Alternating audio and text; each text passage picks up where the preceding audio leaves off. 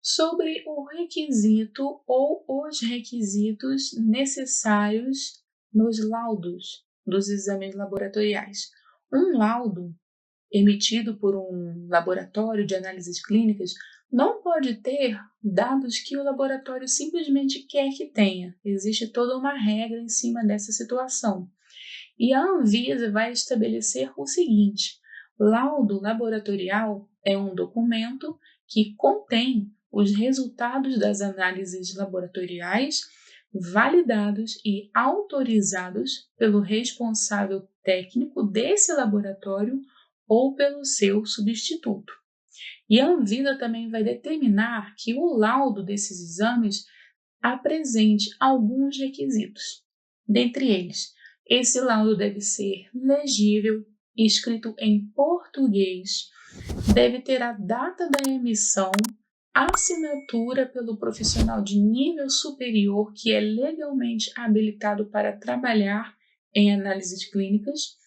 Esse laudo também feito pelo laboratório, esse laboratório ou esse posto de coleta que vai emitir esse laudo deve apresentar instruções para a emissão desses laudos em situações tanto de urgência quanto de plantão e de rotina, porque cada aspecto desse vai ter um laudo específico. O laudo tem que conter diversas características.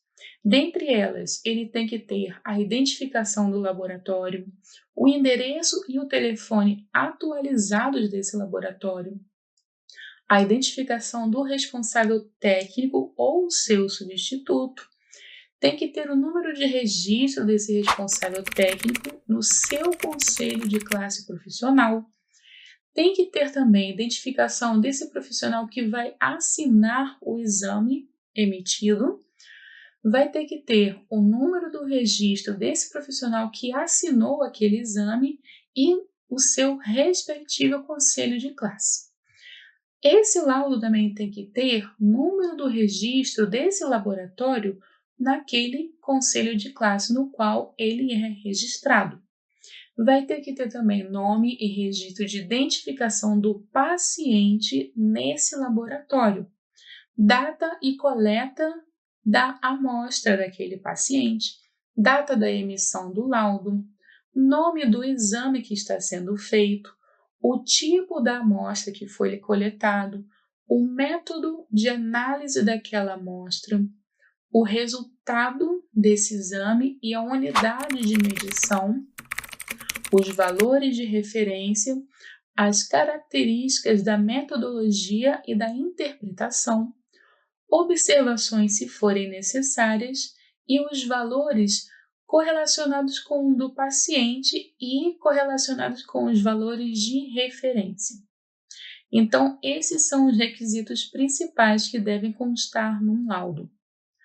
Como se estabelecer, então, esses valores de referência? Primeiramente, cada laboratório tem os seus aparelhos e pode, assim, determinar seus próprios valores de referência em cada exame.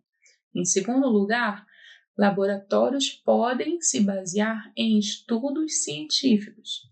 Terceiro lugar, eles podem também validar os seus valores de referência baseando-se nas bulas dos reagentes, aqueles reagentes que são usados durante a análise da amostra, e essa é a forma mais prática do laboratório de fazer o seu valor de referência.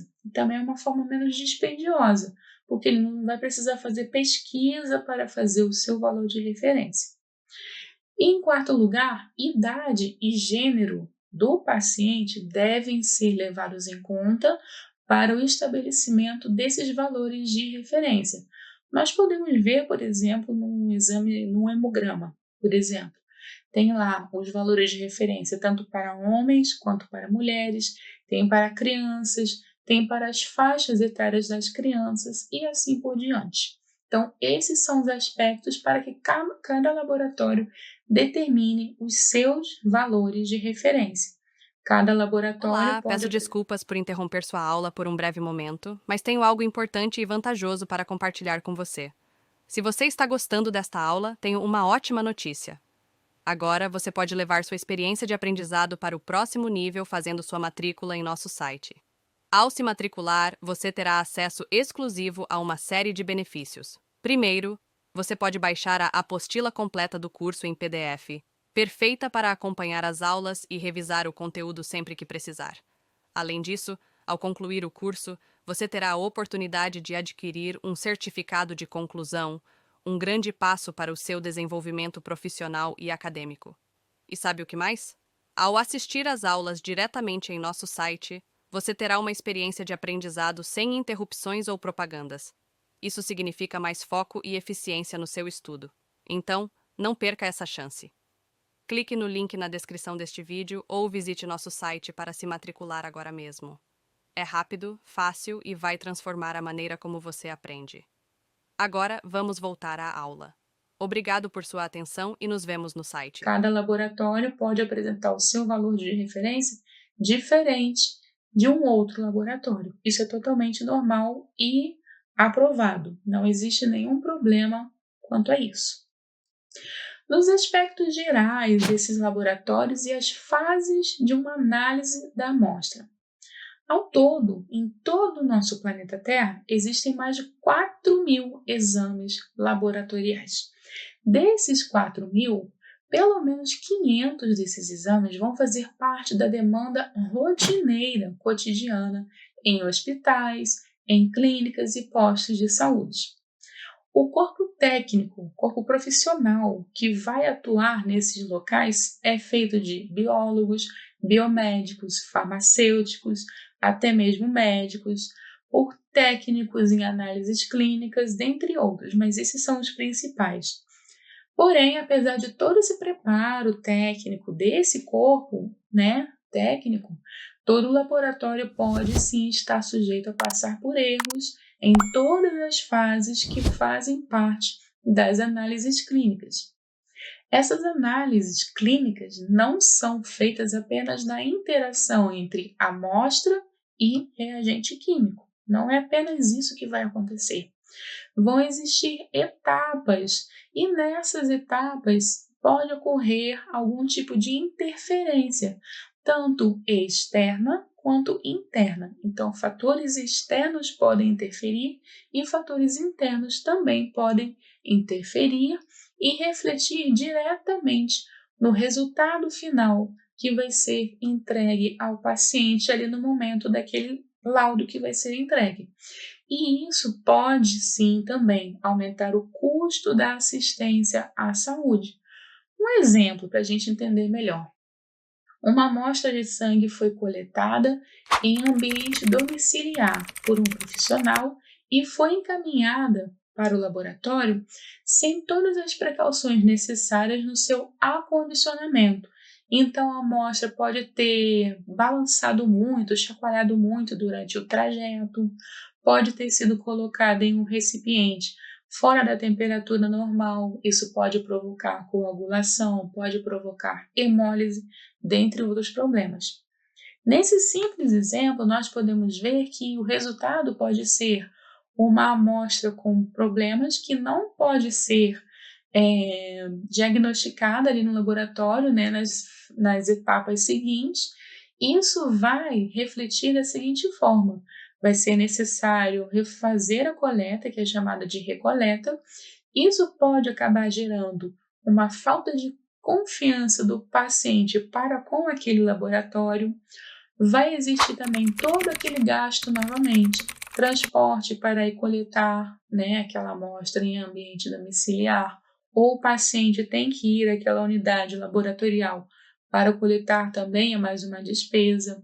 Despesa com todo o equipamento, todos os materiais usados ali no momento da coleta, luva, seringa, todos os descartáveis, enfim.